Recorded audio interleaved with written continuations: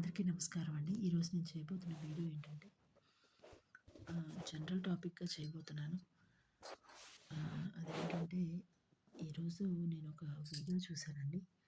దాన్ని మీతో షేర్ చేసుకుందాం అనుకుంటున్నాను. అదేంటంటే ఆహ్, ఒక లేడీకి డెలివరీ జరుగుతుందండి. అయితే నేను చూసిన 2 వీడియోల్లోనూ సిట్యుయేషన్ ఇదే.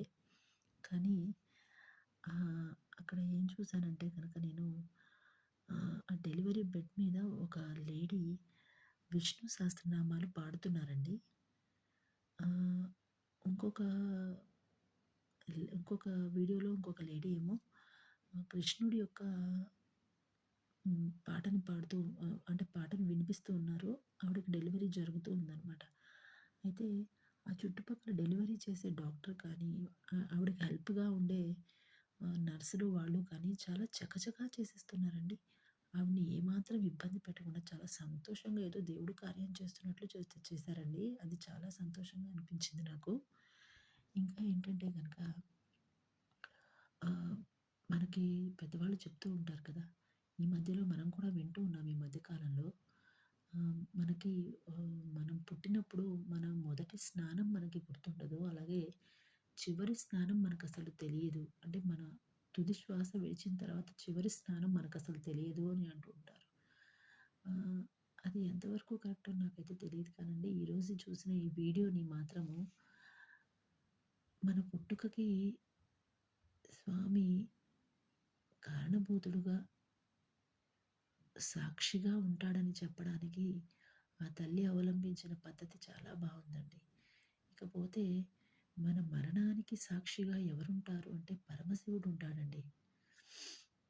ఈ మధ్య చాలామంది చెప్తుంటే వింటున్నాం. పెద్దలు చాలామంది అలాగే ప్రవచనకర్తలు చెప్తుంటే వింటున్నాము. ఎవరూ లేరు అని మన తుది శ్వాస విడిచిన తర్వాత అంటే ఆ జీవి ఎవరైతే మరణిస్తారో వాళ్ళ యొక్క ఆహ్,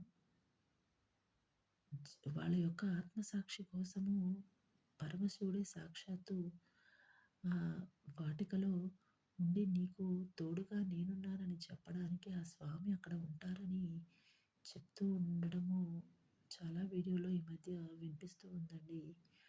అది నిజమే కదండీ!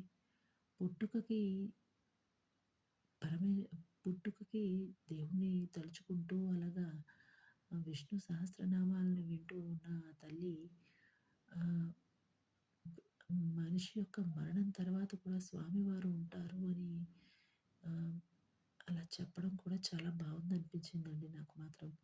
ఈ వీడియోని అందరితో షేర్ చేసుకుందామని అనిపించింది. అందుకనే ఈ వీడియోని నేను షేర్ చేస్తున్నాను.